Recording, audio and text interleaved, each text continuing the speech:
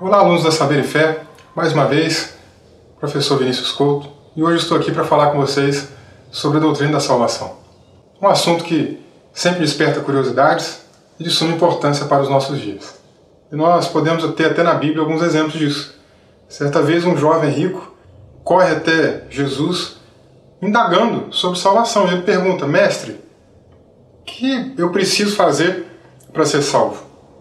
Na outra vez também Jesus ensinando, e um homem interrompe o ensino de Jesus e faz uma indagação também semelhante.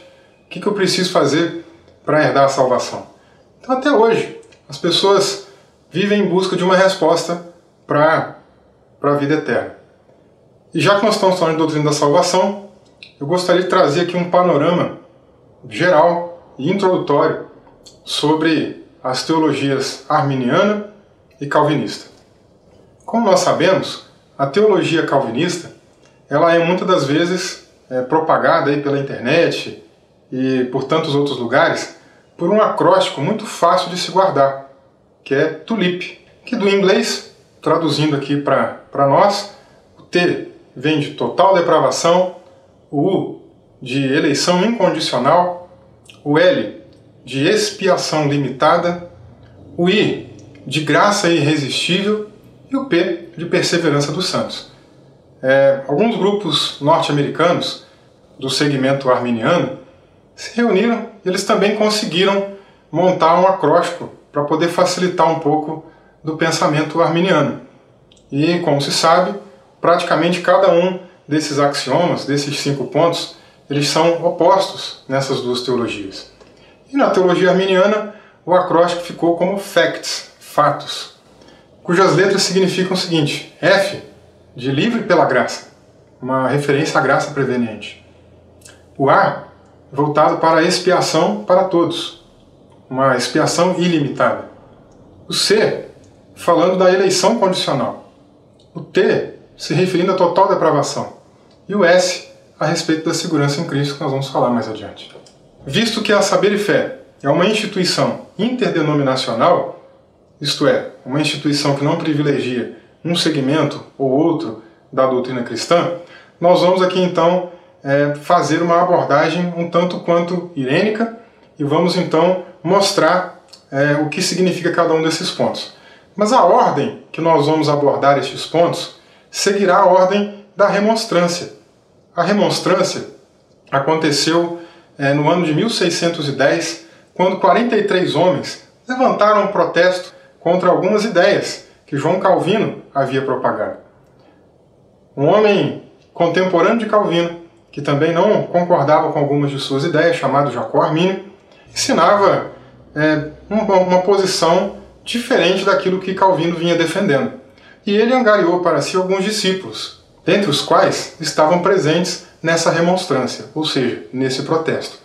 Esses 43 homens levantaram 5 artigos, discutindo sobre as ideias que Calvino e todos os seus discípulos ensinavam. Essas ideias foram levadas adiante, esses pontos foram analisados pelos calvinistas em um sínodo realizado no ano de 1618 até 1619, conhecido como Sínodo de Dort. Então é na sequência dos pontos remonstrantes que nós vamos abordar aqui o nosso raciocínio. O primeiro ponto, eles abordavam a ideia da eleição. E como nós sabemos, o sistema calvinista entende que a eleição ela é individual e que ela ocorreu desde os decretos eternos, desde a eternidade, quando Deus escolheu as pessoas que seriam salvas e as pessoas que não seriam salvas. E baseado nisso, eles entendiam uma doutrina de dupla predestinação, na qual aquela pessoa não tem como sair do propósito de Deus, não tem como frustrar os planos de Deus. A doutrina arminiana entende um pouco diferente. Eles entendem que Deus elegeu, mas não o indivíduo, não a pessoa, e sim a corporação. E nós chamamos isso de eleição corporativa. Deus não escolheu a pessoa, mas escolheu a igreja. Deus não escolheu os judeus, mas ele escolheu Israel. Esta é a situação que nós podemos comparar. Tendo isso em vista, a eleição, do ponto de vista arminiano, ela se torna condicional. Se a pessoa crê e receber a Jesus, ela é enxertada na videira, ela é enxertada na igreja. E aí sim, ela pode se tornar um salvo ou não. É uma eleição potencial. Além da eleição, o segundo ponto que os remonstrantes colocaram como protesto é a ideia da expiação. Do lado calvinista, eles entendem que Jesus veio à Terra e foi sacrificado não por toda a humanidade, mas pelo grupo de eleitos, pelas pessoas que Deus já havia escolhido desde a eternidade. Já do ponto de vista arminiano, a ideia não é de que Deus tenha escolhido um grupo seleto de pessoas, mas que Jesus tenha vindo para essa terra e morreu por toda a humanidade, tornando a salvação possível, potencial para todo aquele que crê. O terceiro ponto, o ponto da depravação, é um ponto que há concordância entre as duas partes. Quando nós estudamos a doutrina do pecado, nós entendemos que o homem herdou de Adão uma natureza corrompida, uma natureza caída e falida por causa do pecado. E por causa disso, a tendência do homem é escolher o pecado. Ele está completamente depravado, totalmente maculado pelo pecado de Adão. Quando nós estamos falando da total depravação, nós não estamos dizendo que o homem faça todo o mal quanto ele possa fazer. Jesus explica isso muito bem, dizendo: se vocês que são maus sabem dar boas coisas aos seus filhos, quanto mais o Pai Celestial.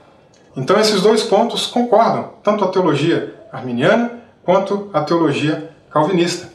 Os arminianos já foram acusados no passado de defenderem uma depravação parcial, mas essa ideia ela surge de um embate do século IV, quando Agostinho debatia com um monge inglês chamado Pelágio.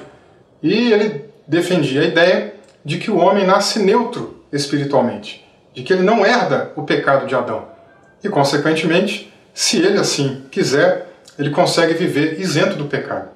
Essa ideia foi completamente abolida pela Igreja e, mais à frente, vão aparecer então os semipelagianos, que quiseram fazer uma ponte entre esses dois pensamentos.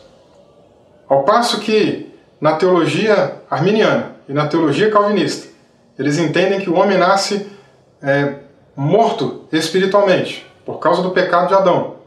A ideia desses homens era, na verdade, mostrar que o homem nascia enfermo, doente espiritualmente, e que ele tinha condição de dar o primeiro passo de fé, sendo capacitado depois pela graça de Deus.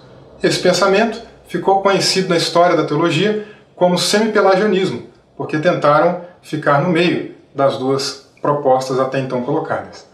Como nós podemos perceber, o arminianismo também não ensina uma depravação parcial, e sim uma depravação total. O quarto ponto faz referência à graça.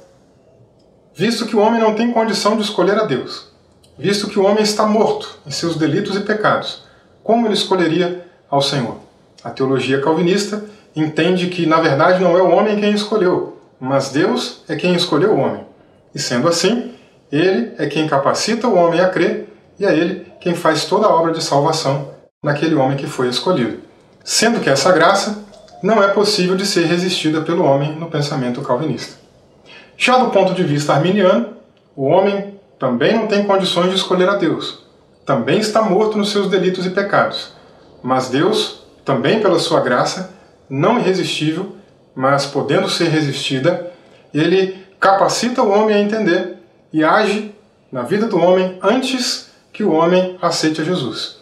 E nesse processo, Ele prepara o caminho para que esse homem entenda e compreenda, capacitando. Essa graça, no entendimento arminiano, é chamado de graça preveniente, uma expressão tomada emprestada da teologia agostiniana. Por último, nós chegamos no ponto da perseverança, um ponto que existem ainda algumas controvérsias. Na teologia calvinista, nós encontramos algumas pessoas que acabam fazendo declarações impróprias, que não são verdadeiras. Elas acabam dizendo que uma vez salvo, salvo para sempre. Mas não é isso que o calvinismo ensina. Na verdade, a ideia calvinista é de que Deus, da mesma forma como chamou aquela pessoa, da mesma forma como salvou aquela pessoa, Ele preservará aquela pessoa de cair e de se apostatar da fé, mantendo-a então com uma salvação eterna. Já do lado arminiano, a ideia toma um rumo um pouquinho diferente. Quando nós estudamos a história do pensamento arminiano, nós vamos encontrar o seu precursor, Jacó Armínio, não se posicionando em relação a essa possibilidade. No pensamento de Armínio, ele dizia que era necessário estudar um pouco mais sobre esse assunto e meditar um pouco mais nesse tema. Um século depois, na pessoa de John Wesley, um evangelista britânico, um clérigo anglicano, ele então se define nesse ponto dizendo que o cristão pode vir sim a cair da graça, se apostatar da fé e por consequência perder a salvação. Bom amigos, é isso. Como foi proposto no início, a ideia era trazer um assunto introdutório e genérico para que você tivesse aí pelo menos o conhecimento básico acerca do pensamento calvinista e arminiano. Deus te abençoe, até o nosso próximo encontro.